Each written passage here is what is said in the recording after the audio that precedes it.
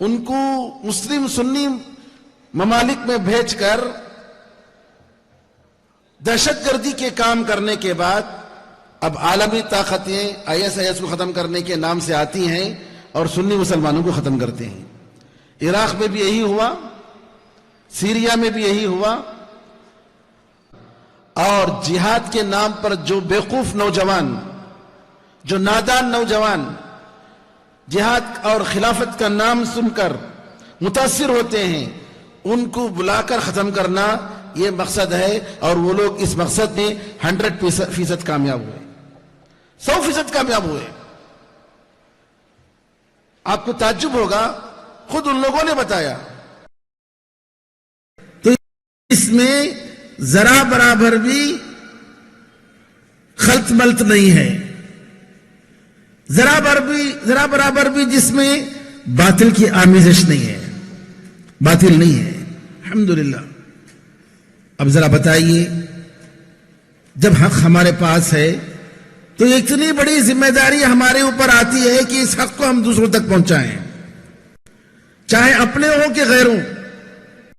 اس میں ذرا برابر بھی خلط ملط نہیں ہے, ذرا برابر بھی جس میں باطل کی آمیزش نہیں ہے, باطل نہیں ہے. الحمدللہ. اب ذرا بتائیے, جب حق ہمارے پاس ہے تو اتنی بڑی ذمہ داری ہمارے اوپر آتی ہے کہ اس حق کو ہم دوسروں تک پہنچائیں, چاہے اپنے ہوں کہ غیروں. اس کام کا سب سے بڑا فریضہ اگر کسی پر آتا ہے تو ہم اہل حدیثوں پر آتا ہے, ہم مسلک سلف کے ماننے والوں پر آتا ہے. دعوت کیوں؟ کنتم خیر امت اخرجت للناس, اس آیت کے سب سے پہلے جو مخاطب صحابہ رضی اللہ عنہم اجمعین, ان کے طریقے پر چلنے والے ہم ہیں. تم بہترین امت ہو جو لوگوں کے لیے نکالی گئی ہو. تمہارا کام نیکی کا حکم دینا اور برائی سے روکنا ہے.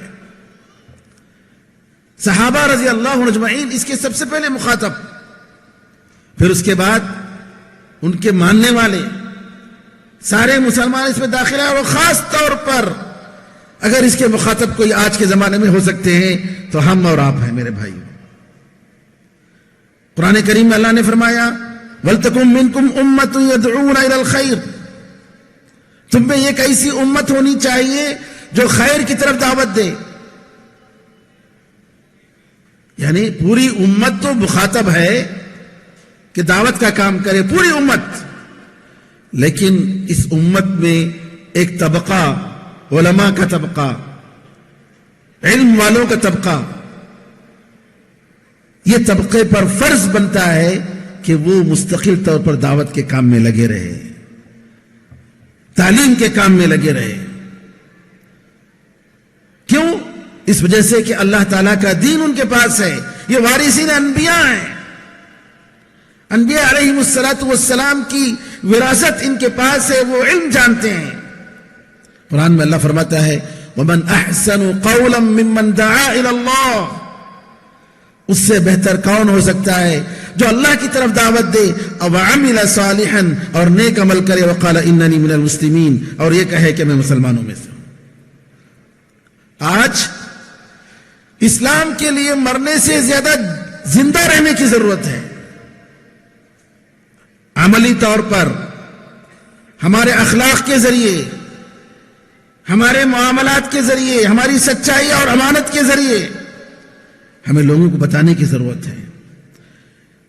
یہ دین رحمت میرے بھائیوں, جیسا کہ لوگ کہتے ہیں کہ صحت اور عافیت, الصحت تاج علی رؤوس الاصحاء لا يراها الا المرضى, کہ صحت اور تندرستی صحت مند لوگوں پر ایک تاج ہے.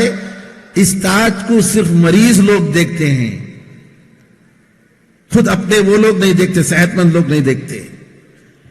یہی حقیقت ہے کہ ہم مسلمان, ہمارے پاس جو دولت ہے, نعمت, اسلام کی نعمت, توحید کی نعمت, اتباع سنت کی نعمت,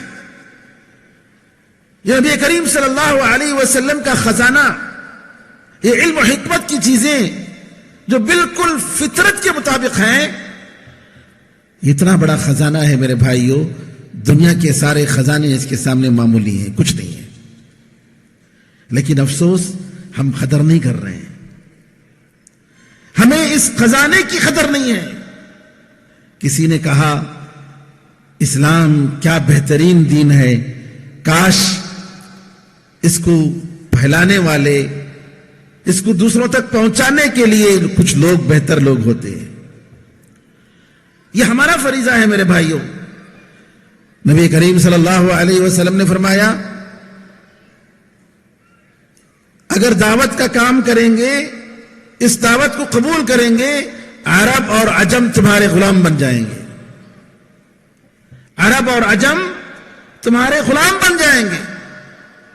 دیکھیے دعوت کے جو فائدے ہیں، آج ہمارے پاس دنیا کی ٹیکنالوجی نہیں ہے، آج ہمارے پاس دنیا کا جو خزانہ ہے مال و دولت مسلمانوں کے پاس نہیں ہے. ہر میدان میں مسلمان پیچھے ہیں. لیکن یاد رکھیے اگر مسلمان دعوت کے فریضے کو اگر ادا کریں گے تو اللہ تعالیٰ دنیا کی ساری دولتوں کو ان کے زیر کر دے گا، ان کے لیے کر دے گا. ساری حکومتیں ان کے ہاتھ میں آ جائیں گی. دعوت یہ اللہ تعالیٰ کا فریضہ ہے امت مسلمہ پر. اسی لیے نبی کریم صلی اللہ علیہ وسلم نے فرمایا فواللہ لَأَن يَهْدِيَ اللَّهُ بِكَ رَجُلًا وَاحِدًا خَيْرٌ لَكَ مِنْ حُمُرِ النَّعَمِ. اللہ کی قسم کہ اللہ تعالیٰ تمہارے سے ایک آدمی کو ہدایت دے، سیدھا راستہ بتا دے، یہ تمہارے لیے لال اونٹ سے زیادہ بہتر ہے.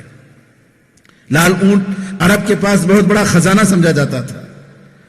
نبی کریم صلی اللہ علیہ وسلم فرمایا ایک آدمی کو آپ ہدایت دے دیں، یہ کیا ہے؟ لال اونٹ سے بھی زیادہ بہتر ہے. آپ نے فرمایا اگر کوئی شخص کسی خیر کا کام کسی کو بتاتا ہے تو کرنے والے کے برابر اس کا ثواب اس کو بھی ملتا ہے. آپ نے فرمایا سب سے افضل ترین جہاد ایک ظالم حکمراں کے سامنے حق کی بات پہنچانا ہے. تو میرے بزرگوں، میرے بھائیوں، دعوت ہر مسلمان پر فرض ہے. اور اگر ہم دعوت کا کام چھوڑ دیں گے، اللہ تعالیٰ نے کیا کیا دعوت کا کام چھوڑنے کے لیے کیا کیا سزائیں رکھی ہیں ذرا دیکھیے. دعوت کا کام چھوڑنے پر ہمیں کیا سزائیں ملتی ہیں، امت کو کیا کیا نقصانات ہوتے ہیں. سب سے پہلے اللہ تعالیٰ نے فرمایا وَإِن تَتَوَلَّوْا يَسْتَبْدِلْ قَوْمًا غَيْرَكُمْ ثُمَّ لَا يَكُونُوا أَمْثَالَكُمْ. اگر تم دعوت کا کام نہیں کرو گے، تم اگر اعراض کرو گے، تم پیچھے مڑ جاؤ گے، تم اگر رسول اللہ صلی اللہ علیہ وسلم کی بات نہیں سنو گے، اللہ تعالیٰ تمہارے بدلے میں دوسری قوم کو لائے گا اور وہ قوم تم جیسے نہیں ہوگی. سب سے پہلا نقصان کیا ہے؟ اللہ تعالیٰ ہماری جگہ کسی اور کو لائے گا، لوگ دعوت کا کام کریں گے. اسلام کا کوئی نقصان نہیں ہوگا. قرآن اور سنت، یہ مسلک کے سلف، یہ دین قیامت تک رہے گی. یہ چیزیں ختم نہیں ہوں گی، ختم ہم ہو جائیں گے. نقصان کس کا ہوگا؟ ہم جو دعوت کا کام نہیں کر رہے ہیں، جو ہم گھر گھر پہنچ نہیں رہے ہیں، جو ہم اپنے گھر کی اصلاح کی فکر نہیں کر رہے ہیں، نقصان ہمارا ہوگا. اللہ فرماتا ہے اگر تم لوگ اپنی ذمہ داری کو نہیں سمجھتے ہو، اگر تم پیچھے مڑ رہے ہو، یاد رکھو اللہ تعالیٰ تمہاری جگہ دوسری قوم کو لائے گا اور وہ قوم تم جیسی نہیں ہوگی. سب سے پہلی سزا کہ اللہ تعالیٰ دعوت کا کام نہ کرنے والوں کو ختم کر دیتا ہے، بدل دیتا ہے دوسری قوموں کے ذریعے، ان کی جگہ دوسروں کو لاتا ہے. دوسری سزا اللہ کی رحمت سے دور جو لوگ دعوت کا کام نہیں کرتے ہیں، امر بالمعروف اور نہی عن المنکر، نیکی کا حکم دینا اور برائی سے روکنا، یہ چھوڑ دیتے ہیں، وہ اللہ کی رحمت سے دور ہو جاتے ہیں، اللہ کی لعنت ان پر آتی ہے. لعن الذین کفروا من بنی اسرائیل علی لسان داود وعیسی ابن مریم ذلك بما عصوا وكانوا يعتدون. كانوا لا يتناهون عن منكر فعلوه لبئس ما كانوا يفعلون. اللہ نے فرمایا بنو اسرائیل کے کافروں پر داؤد علیہ السلام کی زبان اور عیسیٰ علیہ السلام کی زبان سے لعنت ہوئی، ان پر لعنت دی گئی. کیوں؟ کیونکہ وہ نافرمانی کرتے تھے اور حد سے آگے بڑھتے تھے. پھر اللہ نے فرمایا آپس میں جو برائیاں کرتے تھے اس کو وہ روکتے نہیں تھے. دیکھیے سبب اللہ کی معصیت کے ساتھ دوسرا سبب جو بتایا گیا کہ وہ لوگ آپس کی برائیوں کو روکتے نہیں تھے، یعنی دعوت کا کام نہیں کرتے تھے. دعوت کا کام نہیں کرتے تھے. نتیجہ کیا ہوا کہ اللہ تعالیٰ نے ان پر لعنت بھیجی. انبیاء کی زبانی، ان کی زبانی ان لوگوں پر اللہ نے لعنت بھیجی. تیسرا نقصان، تیسری سزا دعوت کا کام نہیں کرنے والوں کے لیے ذرا سن لیجیے ذرا غور سے، اور ہم میں کا ہر ایک آدمی کو دعوت کے کام کے لیے ہر مسلمان کو پیدا کیا گیا. تیسری سزا یہ ہے کہ ہم آپس میں اللہ تعالی ہمارے درمیان دشمنی ڈال دیتا ہے، آپس میں دشمنیاں ڈال دیتا ہے. قرآن میں اللہ فرماتا ہے وَمِنَ الَّذِينَ قَالُوا إِنَّا نَصَارَى أَخَذْنَا مِيثَاقَهُمْ فَنَسُوا حَظًّا مِّمَّا ذُكِّرُوا بِهِ فَأَغْرَيْنَا بَيْنَهُمُ الْعَدَاوَةَ وَالْبَغْضَاءَ إِلَى يَوْمِ الْقِيَامَةِ. اور وہ لوگ جنہوں نے کہا کہ ہم عیسائی ہیں، ہم نے ان سے عہد و پیمان لیا، اگریمنٹ لیا، لیکن وہ لوگ جس چیز کی ان کو تاکید کی گئی تھی اس میں ایک حصہ وہ بھول گئے، اس میں سے ایک حصہ بھول گئے. دین کی دعوت کو چھوڑ دیا، دین کی تعلیمات کو بھول گئے. فَنَسُوا حَظًّا مِّمَّا ذُكِّرُوا بِهِ، جس چیز کی نصیحت ان کو تاکید کی گئی، جو کام کرنے کا انہیں حکم دیا گیا تھا، اس کے ایک بڑے حصے کو وہ بھول گئے، چھوڑ دیا. اللہ نے کہا فَأَغْرَيْنَا بَيْنَهُمُ الْعَدَاوَةَ وَالْبَغْضَاءَ، نتیجے کے طور پر ہم نے ان کے درمیان عداوت اور دشمنی ہم نے ڈال دی. ہمارے درمیان جو آج عداوتیں ہیں، جو دشمنیاں ہیں، وہ دعوت کو چھوڑنے کی وجہ سے ہے، وہ امر بالمعروف اور نہی عن المنکر کو چھوڑنے کی وجہ سے ہے. حکمت کے ساتھ، جی اخلاق کے ساتھ اصلاح کی ضرورت ہے، دعوت کی ضرورت ہے. چوتھی سزا میرے بھائیوں دعوت کو چھوڑنے کی، اصلاح کا کام چھوڑنے کا نتیجہ یہ ہے کہ اللہ تعالیٰ اس قوم کو برباد کر دیتا ہے، ہلاک کر دیتا ہے. وَمَا كَانَ رَبُّكَ لِيُهْلِكَ الْقُرَى بِظُلْمٍ وَأَهْلُهَا مُصْلِحُونَ. اللہ فرماتا ہے کہ تمہارا پروردگار بستی والوں کو ظلم کے ساتھ ختم کرنے والا نہیں ہے، ان کو برباد کرنے والا نہیں ہے، جبکہ وہ آپس میں ایک دوسرے کی اصلاح کرتے ہیں. اصلاح کا کام ہوگا، دعوت کا کام ہوگا تو اللہ تعالیٰ اس قوم کو بچاتا ہے، اس قوم کو نجات دیتا ہے، عذاب سے اللہ بچاتا ہے. آپ کو معلوم ہے اصحاب سبت، جی ہفتے کے دن یہودیوں کا جو قبیلہ جو رہتا تھا ساحل پر اور جو مچھلی کا شکار کرتے تھے، جبکہ ان کو منع کیا گیا تھا، 3 قسم کی جماعتیں تھی، پارٹیاں تھیں. ایک کرنے والے، دوسرے روکنے والے، تیسرے نہیں کرنے والے لیکن روکتے بھی نہیں تھے. اللہ کا عذاب آیا. کون بچے؟ جو لوگ روکتے تھے انہی کو اللہ نے بچایا. جو لوگ نہیں روکتے تھے اور کرتے نہیں تھے ان کو بھی اللہ نے عذاب میں مبتلا کیا، کرنے والوں کو بھی اللہ نے عذاب میں مبتلا کیا. قرآن میں اللہ نے ذکر فرمایا کہ ہم نے ان کو نجات دی، ان کو بچایا جو برائی سے روکتے تھے. تو میرے بھائیوں ہلاکت اور بربادی اس قوم کا مقدر بن جاتی ہے جو قوم دعوت کا کام چھوڑ دیتی ہے، جو قوم اصلاح کا کام چھوڑ دیتی ہے. نمبر 5 دعوت چھوڑنے کا نتیجہ. نمبر 5 یہ ہے میرے بھائیوں کہ اللہ تعالیٰ ان کی دعاؤں کو سنتا نہیں ہے. آج دیکھ رہے ہیں ہم دعائیں کر رہے ہیں, قنوت نازلہ ہم پڑھ رہے ہیں, کہاں کہاں مسلمانوں پر مصیبتیں آئی ہوئی ہیں. روہنگیا کے مسلمانوں کے لیے قنوت نازلہ پڑھی, سیریا کے مسلمانوں کے لیے قنوت نازلہ پڑھی, ہماری دعائیں قبول نہیں ہو رہی ہیں.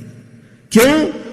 اس وجہ سے کہ ہم لوگوں نے اپنی ذمہ داری کو ہم نے بھلا دیا, دعوت کا کام ہم نے چھوڑ دیا. نبی کریم صلی اللہ علیہ وسلم فرماتے ہیں والذی نفسی بیدہ, اس ذات کی قسم جس کے ہاتھ میں میری جان ہے, لتأمرن بالمعروف ولتنہون عن المنکر, تم ضرور نیکی کا حکم دو گے, تم ضرور برائی سے روکو گے. او لیوشکن اللہ ان یبعث علیکم عقابا منہ, یا قریب ہے کہ اللہ تعالیٰ تم لوگوں پر اپنی طرف سے ایک عذاب بھیجے. ثم تدعونہ فلا یستجاب لکم, پھر تم لوگ اس کو پکارو گے, اے اللہ عذاب سے بچا لے, اس قوم کو بچا لے, لیکن تمہاری دعا قبول نہیں ہوگی. ثم تدعونہ فلا یستجاب لکم, تم دعا کرو گے لیکن تمہاری دعا قبول نہیں ہوگی. ترمذی میں یہ روایت ہے اور شیخ البانی رحمۃ اللہ علیہ نے اس حدیث کو صحیح قرار دیا ہے. دیکھا آپ نے ہماری دعائیں کیوں قبول نہیں ہو رہی ہیں؟ اس وجہ سے کہ ہم لوگوں نے دعوت کا کام چھوڑ دیا, دعوت کا فریضہ ہم نے چھوڑ دیا, اصلاح کا کام ہم نے چھوڑ دیا. نمبر 6, میرے بزرگوں بھائیوں, دعوت کو چھوڑنے کا نقصان, دعوت کو چھوڑنے کی سزا یہ ہے کہ جو عذاب آتا ہے تو ساری قوم کو لپیٹ میں لے لیتا ہے, اچھے اور برے سب اس میں عذاب میں مبتلا ہوتے ہیں. قرآن کریم میں اللہ نے فرمایا وَاتَّقُوا فِتْنَةً لَا تُصِيبَنَّ الَّذِينَ ظَلَمُوا مِنْكُمْ خَاصَّةً, ایسے فتنوں سے بچو کہ یہ فتنہ صرف تمہارے ظالموں کو نہ پکڑے بلکہ سب کو پکڑ لے, یہ فتنہ سب کو اپنے فتنے میں لپیٹ لے, اپنی آگ میں لپیٹ لے. ایسے فتنوں سے بچو. یہ فتنہ کب آتا ہے؟ جیسا کہ حدیث میں آیا کہ جب گندگی زیادہ ہو جاتی ہے, جب برائیاں زیادہ ہو جاتی ہیں, جب برائیوں کو روکنے والے نہیں ہوتے. میرے بزرگوں بھائیوں, امت اگر دعوت کو چھوڑ دیتی ہے تو دنیا میں مصروف ہو جاتی ہے اور آخرت کو بھول جاتی ہے. ہم دیکھ رہے ہیں نا کہ ہر آدمی آج دنیا کے ہوس میں, مادی ترقی میں سوچتا ہے. جی ہر آدمی مادہ پرستی کا سبحان اللہ یہ دورہ ہے, اور آخرت کی فکر نہیں, آخرت کی یاد نہیں. ہر ایک کے پاس موبائل ہے, انٹرنیٹ ہے, اور نعوذ باللہ اپنی اپنی دنیا میں مگن ہے. نوجوان بچے ہیں, ان کی زندگیاں برباد ہو رہی ہیں, ان کو پوچھنے والا کوئی نہیں ہے. اسکول کے طلبہ, کالج کے طلبہ, بڑے بوڑھے, مرد عورت, نعوذ باللہ آج کے ان فتنوں میں مبتلا ہیں. یہ کس وجہ سے؟ دعوت کا اور اصلاح کا کام چھوڑنے کی وجہ سے. دعوت کا کام چھوڑنے کی وجہ سے میرے بھائیوں, انسان کے مال و دولت, انسان کی صلاحیتیں, انسان کے افکار, اس کی ذہنی صلاحیتیں, سب کچھ نعوذ باللہ دین سے ہٹ کر دوسری چیزوں میں استعمال ہوتی ہیں. دعوت کو چھوڑنے کی وجہ سے مسلمان امت غیروں کی مشابہت کرتی ہے, غیروں کی مخلط بن جاتی ہے. ہر کوئی سوچتا ہے کہ میرے فلاں ملک کے جیسا مغربی ملک کی تہذیب ہونی چاہیے. نعوذ باللہ. کیوں؟ دعوت کا, اصلاح کی فکر نہیں, دعوت کی فکر نہیں, دنیا داری کی فکر. دعوت چھوڑنے کا نتیجہ ہے میرے بھائیوں کہ غیروں اور مخالفوں اور دشمنوں کے دل سے اس قوم کی ہیبت, اس کا ڈر نکل جاتا ہے. کیوں؟ جب بولنے والا کوئی نہیں کہ یہ باطل ہے, یہ ظلم ہے, یہ صحیح نہیں ہے, تو ظالموں کو موقع مل جاتا ہے. آج آپ دیکھ رہے ہیں نعوذ باللہ کیسے کیسے ظلم ہو رہے ہیں, ظلم کی قسمیں, عورتوں پر ظلم, بچوں پر ظلم, معصوموں پر ظلم, لیکن بولنے والا نہیں ہے. اگر امت مسلمہ سو جائے تو ملکیں برباد ہو جائیں گی میرے بھائیوں. یہ بات یاد رکھیے. اگر ہم مسلمان اپنی غفلت میں پڑے رہے اور ہم لوگوں نے اپنے فریضے کو نہیں سمجھا ہے، نعوذ باللہ کہیں ایسا نہ ہو کہ اس کا نتیجہ پوری دنیا اور پورے ملکوں پر آئے. دعوت کا کام چھوڑنے کا نتیجہ یہ ہے کہ ظلم اور فساد کے دروازے کھول دیے جاتے ہیں. اور بتائیے شرک سے بڑھ کر ظلم اور فساد اور کیا ہے؟ ان الشرک لظلم عظیم. بے شک شرک بہت بڑا ظلم ہے. شرک سے بڑھ کر اور کون سا ظلم ہے بتائیے؟ جی وہ شرک جس کو پرندہ ہدہد کا پرندہ برداشت نہیں کر پایا، جس نے کہا کہ میں نے دیکھا قوم سبا اور اس کی رانی جو ملکہ ہے سورج کی پوجا کر رہے ہیں. قرآن میں اللہ تعالیٰ فرماتا ہے تکاد السماوات يتفطرن منه وتنشق الارض وتخر الجبال هدا ان دعوا للرحمن ولدا. یعنی اگر یہ آسمان اور زمین کا وقت نہ ہوتا، شرک اتنا بڑا جرم ہے کہ قریب ہے کہ آسمان گر جائے، زمین پھٹ جائے اس بات کی وجہ سے، اور پہاڑ ریزے ریزے ہو جائے اس وجہ سے کہ یہ لوگ کہہ رہے ہیں کہ اللہ کا بیٹا ہے. ان لوگوں نے اللہ تعالیٰ کے لیے بیٹے کا دعویٰ کیا. یہ اتنا بڑا جرم ہے کہ آسمان برداشت نہیں کر سکتا، زمین برداشت نہیں کر سکتی، پہاڑ برداشت نہیں کر سکتے. ختم ہو جائیں گے یہ لوگ. اللہ کے بارے میں، اس عظیم پروردگار کے بارے میں اتنا بڑا دعویٰ کر رہے ہیں. سبحان اللہ. ذرا دیکھیے شرک کتنا بھیانک جرم ہے، نعوذ باللہ. لیکن آج ہم دیکھ رہے ہیں کہ ہمارے محلوں میں، ہمارے رشتہ داروں میں، ہمارے جاننے والوں میں، دوست و احباب میں شرک کا ارتکاب ہو رہا ہے اور ہمیں کچھ بھی اس کی فکر نہیں ہے. اب آئیے انبیاء علیہ الصلوۃ والسلام دعوت کے لیے کیسے محنت کرتے تھے. نوح علیہ السلام 950 سال 950 سال دعوت کا کام کرتے ہیں. قرآن کریم میں اللہ تعالیٰ نے ذکر فرمایا سورہ نوح میں قال ربی انی دعوت قومی لیلا ونہارا. ذرا غور کریں. نوح علیہ السلام نے کہا اے اللہ میں نے میری قوم کو دن رات میں نے دعوت دی، رات اور دن. سبحان اللہ، کوئی وقت نہیں چھوڑا.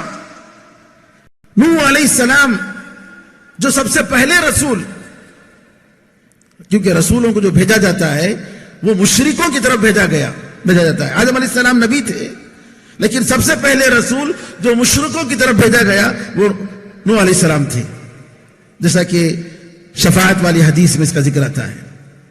نوح علیہ السلام دعوت کا کام کرتے ہیں 950 سال اور اپنی دعوت کے بارے میں بتاتے ہیں میرے پروردگار میں نے میری قوم کو دن اور رات میں نے دعوت دی. فلم یزیدہم دعائی الا فرارا. میری دعوت سے ان کو کوئی فائدہ نہیں پہنچا سوائے یہ کہ وہ لوگ بھاگتے رہے، میری بات سنتے نہیں تھے. وَإِنِّي كُلَّمَا دَعَوْتُهُمْ لِتَغْفِرَ لَهُمْ جَعَلُوا أَصَابِعَهُمْ فِي آذَانِهِمْ وَاسْتَغْشَوْا ثِيَابَهُمْ وَأَصَرُّوا وَاسْتَكْبَرُوا اسْتِكْبَارًا. اے اللہ میں نے جب ان کو دعوت دی تاکہ تو ان کو معاف کر دے، وہ اپنے کانوں میں انگلیاں ڈالنے لگے اور کپڑے سے انہوں نے اپنے آپ کو ڈھانک لیا، اصرار کیا، ضد کیا، بہت تکبر کیا. تیری دعوت کو انہوں نے قبول نہیں کیا. ثم انی دعوتہم جہارا. پھر میں نے ان کو پبلک میں دعوت دی. سبحان اللہ، علی الاعلان، پبلک میں ان کو دعوت دی. ثم انی اعلنت لهم. پھر میں نے ان کے لیے اعلان کیا، اس کا اظہار کیا. واسررت لهم اسرارا. سیکریٹ طور سے بھی میں نے دعوت دی. علماء کہتے ہیں اسررت لهم اسرارا. ابن جریر طبری رحمت اللہ علیہ تفسیر میں کہتے ہیں کہ اسررت لهم اسرارا، سیکریٹ میں نے دعوت دی. اس کا مطلب یہ ہے کہ نوح علیہ السلام ہر ایک کے گھر جا جا کر دعوت دیتے تھے. اللہ اکبر. ہر ایک آدمی کے گھر جا جا کر دعوت دیتے تھے. ذرا بتائیے کیا ہم لوگوں نے وہ فریضہ ادا کیا ہے میرے بھائیوں؟ ہر ایک آدمی کے گھر جا کر اپنے محلے میں، اپنے پڑوس میں، اپنے رشتہ داروں میں. سبحان اللہ، کتنا بڑا فریضہ ہے. نوح علیہ السلام نے 950 سال، اور کتنے مسلمان ہوئے؟ 950 سال کی دعوت کا نتیجہ قرآن میں اللہ نے فرمایا فما آمن معه الا قلیل، بہت تھوڑے لوگ ایمان لائے. داعی کو یہ نہیں دیکھنا ہے کہ کتنے لوگ مسلمان ہوئے، ہرگز نہیں. داعی کو اس کی فکر ہونی چاہیے کہ پیغام لوگوں کو پہنچے، اس کی طرف سے کوشش ہو کہ لوگ جنت کو کیسے جائیں، دوزخ کے عذاب سے کیسے بچیں، یہ اس کی کوشش ہونی چاہیے. ہدایت دینا اللہ کے پاس ہے. بعض علماء نے کہا کہ زیادہ سے زیادہ تعداد نوح علیہ السلام پر ایمان لانے والوں میں جو آتی ہے 70 لوگوں کی تعداد. 70 لوگوں کی تعداد. کتنے سال کی دعوت کا نتیجہ؟ 950 سال. سبحان اللہ. اب ذرا غور کریں، 950 سال ایک آدمی دعوت کا کام کرے، انتھک محنت کرے، اور صرف 70 لوگ مسلمان ہوں، ایمان لائیں. سبحان اللہ. بتائیے کیسا صبر ہوگا نوح علیہ السلام کا، کتنی ہمت ہوگی نوح علیہ السلام کی کہ اپنی قوم کو دعوت دیتے رہے، توحید کی دعوت دیتے رہے، ان کے رب سے، حقیقی رب سے جوڑنے کی کوشش کرتے رہے، لیکن سوائے 70 لوگ اور کچھ مسلمان نہیں ہوئے. ابراہیم علیہ السلام کی دعوت، کیسے والد کو دعوت دی، کیسے نمرود سے انہوں نے باقاعدہ مناظرہ کیا. وَتِلْكَ حُجَّتُنَا آتَيْنَاهَا إِبْرَاهِيمَ، اللہ نے فرمایا کہ ہم نے یہ دلیل، یہ حجت ہم نے ابراہیم علیہ السلام کو دی. کتنا بہترین انہوں نے ڈیبیٹ کیا اچھی طریقے سے اس آدمی کے ساتھ جس نے کہا کہ میں ہی خدا ہوں. سبحان اللہ. پھر دیکھیے آپ موسیٰ علیہ السلام اور ان کی دعوت. موسیٰ علیہ السلام کے زمانے میں اس آدمی کا بھی ذکر ہوا جو ایک شہر بستی کے دور کنارے سے آ کر دعوت دے رہا ہے. وَجَاءَ مِنْ أَقْصَى الْمَدِينَةِ رَجُلٌ يَسْعَىٰ قَالَ يَا قَوْمِ اتَّبِعُوا الْمُرْسَلِينَ، اے میری قوم رسولوں کی اتباع کرو. یوسف علیہ السلام جیل میں کیسی دعوت دے رہے ہیں، اور نبی کریم صلی اللہ علیہ وسلم، علماء نے کہا جب سے نبی کریم صلی اللہ علیہ وسلم کو اللہ نے حکم دیا یا ایھا المدثر قم فانذر، اے کمبل اوڑھنے والے کھڑے ہو جاؤ اور ڈراؤ، نبی کریم صلی اللہ علیہ وسلم نے کبھی بھی دعوت سے غفلت نہیں برتی.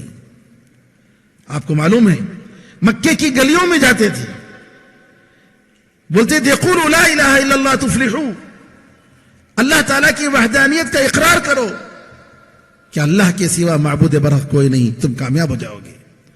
مینا میں ربیعہ بن عباد الدیلی کہتے ہیں میں نے نبی کریم صلی اللہ علیہ وسلم کو ہجرت سے پہلے حج کے موسم میں دیکھا کہ مینا میں لوگوں کے خیموں میں، لوگوں کے گھروں میں جاتے تھے اور جا کر کہتے تھے یا ایھا الناس، اے لوگو ان اللہ امرکم ان تعبدوہ ولا تشرکوا بہ شیئا، بے شک اللہ تعالیٰ نے تمہیں حکم دیا ہے کہ تم اسی کی عبادت کرو اور اس کے ساتھ کسی کو شریک مت ٹھہراؤ.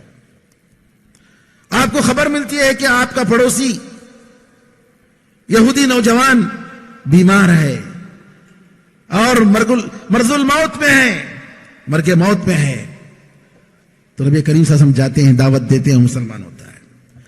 یہودیوں کے مدرسے میں جاتے ہیں، جا کر ان کو دعوت دیتے ہیں،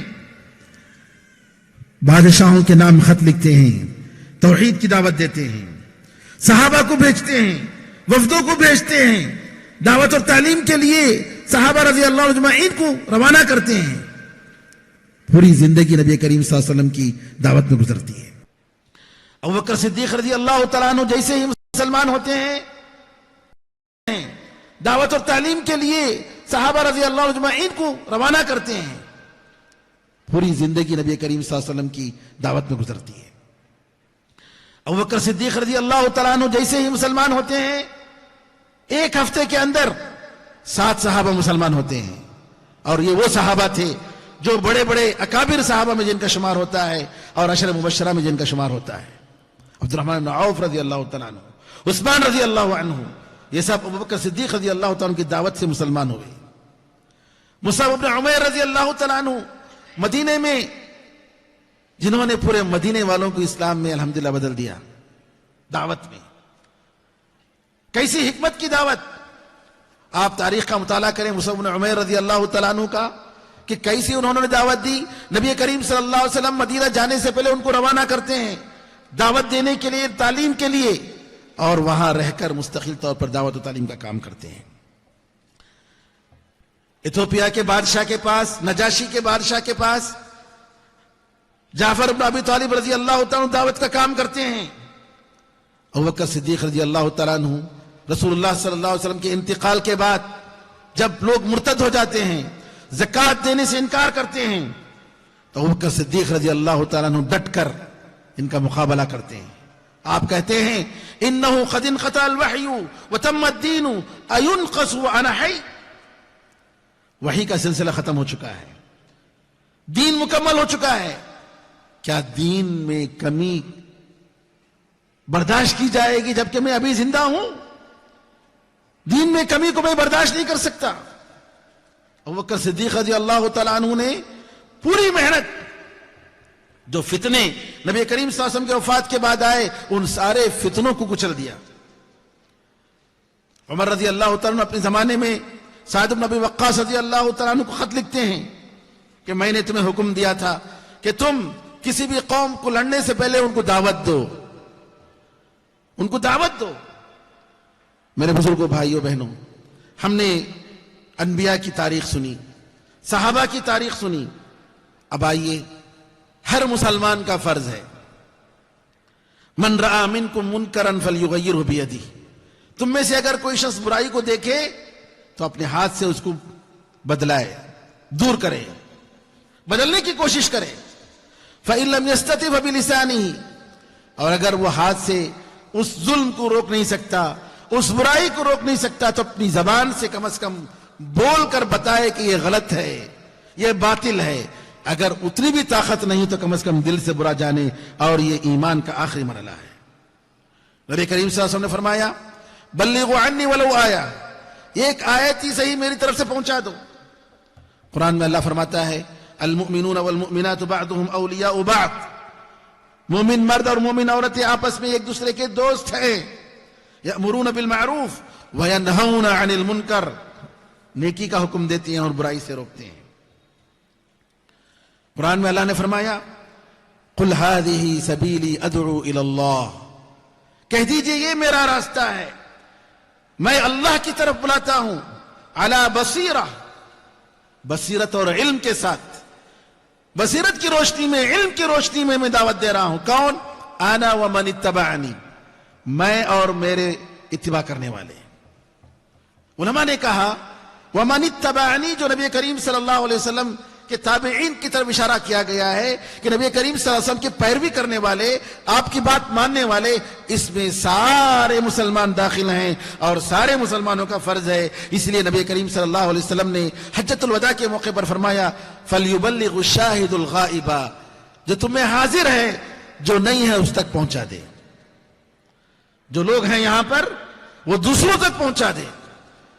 صحابہ رضی اللہ عنہ اجمعین نے اپنا فریضہ پہنچا دیا, تابعین نے اپنا فریضہ پہنچایا, تبع تابعین نے فریضہ پہنچایا. یہ ہمارا زمانہ ہے میرے بھائیوں. ہمارا, ہم میں کا ہر آدمی, ہر مرد اور عورت دعوت کا کام کرے اور اصلاح کا کام کرے. یاد رکھیے, جب ہم کہتے ہیں کہ ہر مرد اور عورت, اس کا مطلب یہ ہوا علماء کی نگرانی میں دعوت کا کام ہوتا ہے. علماء کی نگرانی میں دعوت کا کام ہوتا ہے. ہر آدمی اسپیکر بن جائے, ہر آدمی مفتی بن جائے, جبکہ اس کو عربی بھی نہیں آتی, قرآن کریم کی تفسیر کرنے لگے, یہ جائز نہیں ہے. قرآن کریم کی ایک آیت کا آپ کو علم ہوا, لا الہ الا اللہ محمد الرسول اللہ, یہ دعوت آپ پہنچا دیجئے. توحید, اللہ کی وحدانیت, شرک کی مذمت, بدعات اور خرافات سے توبہ, یہ چیز آپ پہنچا دیجئے. آئیے اب بتائیں کہ دعوت کی عادت کیسے ہم کریں, دعوت کیسے پڑھنی چاہیے, کیسے ہم دعوت دیں. مسئلہ یہ ہے کہ ہر آدمی دعوت دینا چاہتا ہے لیکن جرأت نہیں ہو رہی ہے. میرے بھائیوں, ہمیں ضرورت ہے کہ اپنے گھر سے دعوت کا کام شروع کریں. رشتہ داروں سے، پڑوسیوں سے، دوست و احباب سے جن کے ساتھ ہمارا تعلق اٹھنا بیٹھنا ہے، صرف ایک کتاب دے دیجئے بھائی، ایک کیسٹ دے دیجئے، ایک ویڈیو کلپ ان کے واٹس ایپ میں بھیج دیجئے جی، جس میں توحید کا ذکر ہو، علماء کے جو محاضرات، جو لیکچر ہیں، جو اچھی تقریریں ہیں توحید پر، ایسی چیزیں دیجئے. ہمارا کام پہنچانا ہے میرے بھائیوں. اخلاق کے ذریعے آپ دعوت دیں. ادعو الی سبیل ربک بالحکمت والموعظۃ الحسنہ، تمہارے پروردگار کی طرف تم کیسے دعوت دو؟ حکمت کے ساتھ، اچھی نصیحت کے ساتھ. وجادلہم باللتی ہی احسن، اور اس طریقے سے تم ان کے ساتھ مناظرہ کرو. جدال کا مطلب لڑائی جھگڑا نہیں. اللہ نے فرمایا باللتی ہی احسن، جو سب سے بہتر ہے اس کے ساتھ تم ان سے مناظرہ کرو، یعنی بتاؤ تاکہ ان کو سمجھ بھی آئے.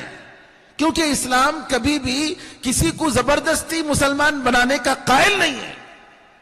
لا اکراہ فی الدین، دین میں کوئی زبردستی نہیں. کیونکہ اسلام کہتا ہے کہ لوگوں کے دلوں پر حکومت کرو. ہمیں زمین کی حکومت کی ضرورت نہیں ہے. ہم یہ چاہتے ہیں کہ لوگ اپنے حقیقی پروردگار کو پہچانیں. ہمارا کام لوگوں کو اللہ سے جوڑنا ہے، اپنے سے جوڑنا نہیں ہے، جماعتوں سے جوڑنا نہیں ہے. دعوت اللہ جی، کونوا ربانین بما کنتم تعلمون الکتاب بما کنتم تدرسون، یہی تعلیم دی گئی کہ تم ربانی ہو جاؤ، اللہ والے ہو جاؤ، اللہ کے ہو جاؤ. جو تم پڑھتے تھے، جو سکھاتے تھے اور جو تعلیم دیتے تھے، اس کا نتیجہ یہ ہے کہ تمہیں ربانی ہو جانا چاہیے. تو میرے بزرگوں، ہمیں اخلاق کے ذریعے دعوت دینا چاہیے. ہمیں ویلفیئر کاموں کے ذریعے دعوت دینا چاہیے. لوگوں کو کھانا کھلائیں. ہمارے ملک میں کتنے غریب ہیں، کتنے غریب ہیں میرے بھائیوں. کتنے لوگ ہیں جو آپ دیکھیں گے اپنے آنکھوں سے کوڑے کرکٹ سے اٹھا کر کھاتے ہیں. اللہ اکبر. مدراس میں ایک دعویٰ سینٹر ہے. ان لوگوں نے 3 سال میں ایک پروگرام شروع کیا. عید کے موقع پر اپنے علاقے میں جو پچھڑا علاقہ ہے دلت والوں کا، ان لوگوں میں جا کر بریانی تقسیم کی. لوگوں نے کہا ہم لوگ آپ لوگوں کی بریانی کے بارے میں بڑی تعریف سنے تھے، بڑی تعریف. عید کے موقع پر تمہاری بریانی کے اچھی جی پکوان کی خوشبو آتی تھی، لیکن کبھی کھانے کا موقع نہیں ملا. پہلا سال موقع ملا ہے کھانے کا، بہت بہت شکریہ آپ لوگوں کا. دوسرے سال گئے عیدین کے موقع پر، عید الفطر اور عید الاضحیٰ کے موقع پر. وہ انتظار میں تھے کہ گزشتہ سال بریانی تقسیم ہوئی تھی، اس سال بھی شاید تقسیم کریں گے. تقسیم ہوئے الحمدللہ. تیسرے سال ان لوگوں نے کہا دیکھیے ہمارے پاس یہ کمرہ ہے، آپ لوگ جب بھی آپ کو فرصت ہے، یہ جگہ خالی ہے، دعوت کے لیے آپ لوگ آئیے. خود ان لوگوں نے دعوت دی، آپ لوگ آئیے اور ہمیں جو ہے اچھی باتیں بتائیے. سبحان اللہ. دیکھیے کتنا اچھا موقع ہے. ایک آدمی کو کھانا کھلانے کا کتنا فائدہ، کتنا پیسے ہوگا؟ 100 روپے ہوگا. لیکن دیکھیے اس کا کتنا اچھا نتیجہ ہے. سبحان اللہ. ہماری شادیوں میں کتنے پیسے خرچ ہوتے ہیں اور کتنے کھانے بیکار ہوتے ہیں. کبھی ہم نے سوچا، اور الحمدللہ ہمارے ہاں ایک ایسا بھی ادارہ ہے جو لوگوں کے پاس جو ایکسس کھانے بچ جاتے ہیں فنکشن کے یا شادیوں کے، فوراً ان کو نمبر دیتے ہیں، آپ صرف فون کیجئے گا ہم پہنچیں گے. اور مدینے میں بھی الحمدللہ کچھ لوگ ایسا کر رہے تھے ماشاءاللہ. آج سے 10-12 سال پہلے کی بات ہے. ابھی بھی کہ فون کیجئے ہم پہنچیں گے، آپ کے پاس جو کھانا ایکسٹرا ہے وہ لے جا کر ہم غریبوں میں تقسیم کریں گے. الحمدللہ ایسے کام کی وجہ سے کتنے لوگ الحمدللہ ان کی جانیں بچ رہی ہیں، دوزخ سے وہ لوگ بچ رہے ہیں. کچھ ایسے لوگ ہیں الحمدللہ، فریج ہے، اس فریج میں پھل ہیں، دودھ ہے، روٹی ہے، بریڈ ہے. اگر کوئی بھی آدمی جو بھوکا ہے، جو پیسہ نہیں دے سکتا ہے، وہ لے جا سکتا ہے، فری ہے کھانے کے لیے. اللہ والے ہیں ایسے. میرے بزرگوں، نبی کریم صلی اللہ علیہ وسلم مدینے جب آتے ہیں سب سے پہلے کیا کہتے ہیں؟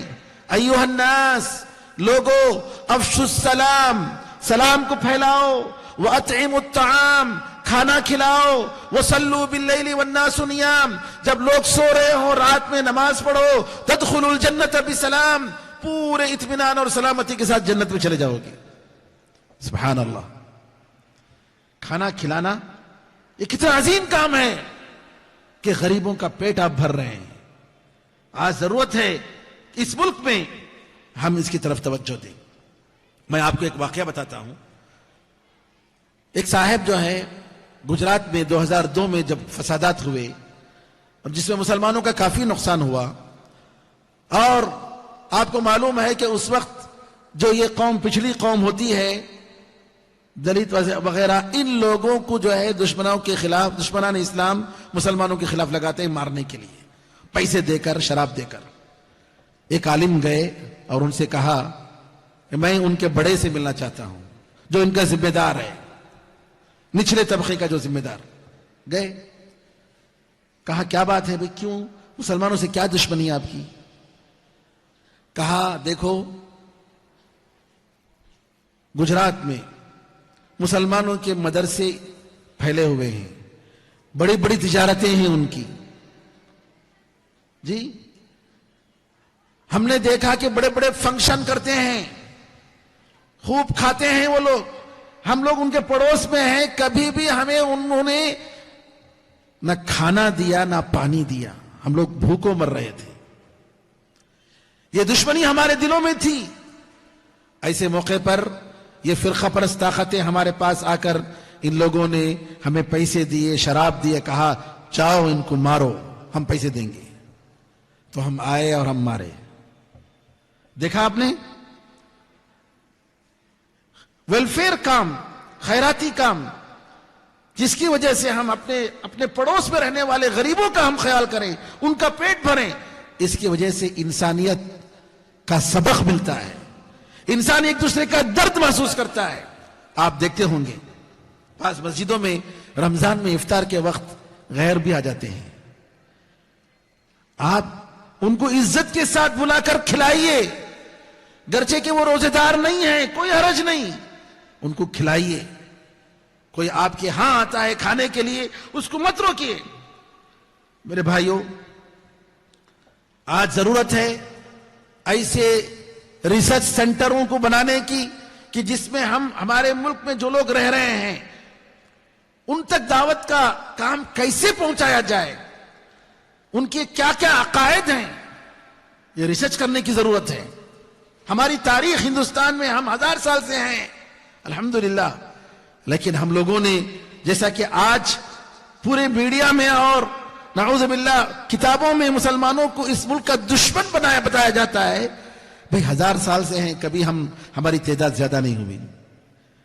1000 سال سے زیادہ، 1300 سال سے اور 1000 سال تقریباً ہم نے حکومت کی، اس کے باوجود مسلمانوں نے کبھی بھی، مسلمان بادشاہوں نے زبردستی کسی کو مسلمان نہیں بنایا۔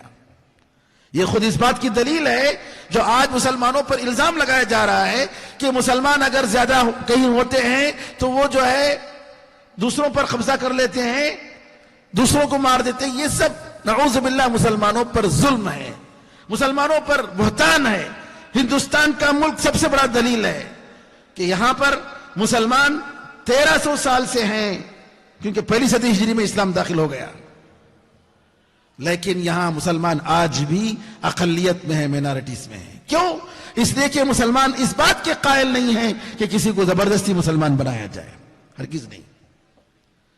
میرے بزرگوں بھائیوں، آپ کو معلوم ہونا چاہیے انڈونیشیا اور آپ کا جو پڑوس کا جو علاقہ، یہ ساحلی علاقہ ملبار، اور یہاں اس ملک کے ساحلی علاقے، اسی طریقے سے مالدیو وغیرہ، یہ سارے جو ہیں ان کے اخلاق، تاجروں کے اخلاق، عرب تاجروں کے اخلاق کے ذریعے، جی اس میں یہاں ان علاقوں میں اسلام پھیلا ہے۔ کبھی یہاں جہاد نہیں ہوا، جہاد کے ذریعے نہیں، بلکہ ان کے اخلاق کے ذریعے ہوا ہے۔ اور میرے بھائیوں، ہمیں چاہیے کہ اس ملک میں اگر ہمارا وجود اگر باقی رہنا ہے تو ایک ہی ذریعہ ہے، وہ ایک دعوت۔ اگر دعوت نہیں تو ہم یہاں ہرگز نہیں رہ سکتے، ہمارا وجود ختم ہو جائے گا۔ میں آخر میں مثال دے رہا ہوں آپ کو برما کے مسلمانوں کے ساتھ جو ہوا 1963 میں علی میاں مولانا ابو الحسن ندوی رحمت اللہ علیہ لدۃ العلماء لکھنؤ کے جو ذمہ دار تھے صدر تھے وہ گئے وہاں جا کر انہوں نے کہا لوگوں میں حالات کو بڑی بدلتے ہوئے دیکھ رہا ہوں تیزی سے بدلتے ہوئے میں دیکھ رہا ہوں کہ ایک دن ایسا آنے والا ہے کہ تمہارا وجود یہاں مشکل ہو جائے گا تمہیں یہاں سے نکال کر پھینک دیا جائے گا انہوں نے کہا اگر میرا بس چلتا تو میں تم لوگوں کو تمہاری دکانیں بند کر کے دعوت کا کام اور تبلیغ کا کام کرنے کے لیے کہتا تم اگر ایک دن کا کھانا اگر نہیں ملے کوئی بات نہیں لیکن دعوت کا کام کرو تعلیم کا کام کرو دین کو پھیلاؤ گھر گھر پھیلاؤ ورنہ یاد رکھو تمہیں یہاں سے نکال کر پھینک دیا جائے گا ان کی تقریر یوٹیوب میں موجود ہے کیا ہوا ہم دیکھ رہے ہیں کیسے ہوا میرے بزرگوں میرے بھائیوں ہماری طرف سے کچھ عزم کی ضرورت ہے پختہ ارادے کی ضرورت ہے کہ میں اللہ تعالیٰ کے دین کے لیے کچھ کروں گا مرنا تو سب کو ہے اور اگر کوئی اللہ تعالیٰ کی دعوت اور اس کے دین کو پھیلاتے ہوئے اگر مرے تو الحمدللہ یہ کتنی بڑی بات ہے میں آپ کو ایک مثال دیتا ہوں آخر میں ڈاکٹر عبد الرحمن سمیت ڈاکٹر عبد الرحمن سمیت کویت کے ایک میڈیکل ڈاکٹر افریقہ جاتے ہیں کسی ویلفیئر کام میں 20 پر 9 سال افریقہ کے کئی ممالک میں کام کرتے ہیں 11 ملین آدمی ان کے ہاتھ پر مسلمان ہوتے ہیں کتنے 11 ملین 102 اسلامک سینٹر کھولا 1450 ورکشاپ انہوں نے ٹیچروں کے لیے کیا 95,000 اسٹوڈنٹس کو انہوں نے اسکالرشپ دیے 200 سینٹر عورتوں کی تدریب عورتوں کی ٹریننگ دینے کے لیے کون سی ٹریننگ جی آج جو دشمنان اسلام فرقہ پرست طاقتیں جو عورتوں کو دیتے ہیں وہ ٹریننگ نہیں بلکہ ان کی زندگی بنانے کے لیے ان کی زندگی ان کی تعلیم کے لیے عورتوں کی تعلیم کے لیے 200 سینٹر 4 یونیورسٹیاں 5,700 مسجدیں 15,000 یتیموں کی کفالت 9,500 بورویل 6 ملین قرآن کریم کا نسخہ اور تقریباً 40 ملکوں میں 2 ملین روزے دار ان کی محنت سے روزہ افطار کرتے تھے 3,280 پر 8 دائیوں کی تنخواہ کا انتظام کرتے تھے 160,000 ٹن غذا دوا اور کپڑے انہوں نے تقسیم کیا 605 ملین اسلامی کتابیں انہوں نے تقسیم کی ایک آدمی جن کا نام ہے ڈاکٹر عبد الرحمن سمیت میرے بھائیوں ہم لوگ بہت کچھ کر سکتے ہیں اس ملک کے دستور میں الحمدللہ ہمارے بہت سارے اختیارات ہیں اللہ کا کرم ابھی بھی بہت خیر ہے جی ہاں ہمارا فرض بنتا ہے کہ ہم حق کے لیے انسانیت کے لیے ظلم اور ستم کو ختم کرنے کے لیے سارے لوگوں کی ان کو حق دلانے کے لیے ان کو انصاف دلانے کے لیے ہم دعوت کا کام کریں اسلام ہی وہ تنہا مذہب ہے جو اللہ کا دین ہے جو ہر ایک کو اس کا حق دے سکتا ہے یہ ہمارا اور آپ کا فرض ہے اللہ تعالیٰ سے دعا ہے کہ اللہ تعالیٰ ہم سب کو حسن عمل کی توفیق عطا فرمائے بولنے اور سننے سے زیادہ عمل کی توفیق عطا فرمائے اللہ سے دعا ہے کہ اللہ تعالیٰ اس پروگرام کو کامیاب فرمائے اور اپنے فضل و کرم سے اللہ تعالیٰ اس کو قبول فرمائے اور ہمارے نیکیوں کے ترازو میں اللہ تعالیٰ رکھے اور میں شکریہ ادا کرتا ہوں دوبارہ اور سہبارہ ہمارے برادر محترم حنیف بھائی کا اور ان کے سارے عملے کا منہج الانبیاء میں کام کرنے والے سارے اخوان کا اللہ تعالیٰ سے دعا ہے کہ اللہ تعالیٰ ان کی اس محنت کو قبول فرمائے اور اس اداروں کو دین دگنی رات چگنی ترقی عطا فرمائے ہمارے درمیان محبت ڈال دے محبت کے ساتھ اتحاد اور اتفاق کے ساتھ ہم سب کو کام کرنے کی توفیق عطا فرمائے آمین ارحم الراحمین الحمدللہ رب العالمین وصلی اللہ وسلم علی نبینا محمد وعلی آلہ وصحبہ اجمعین والسلام علیکم ورحمۃ اللہ وبرکاتہ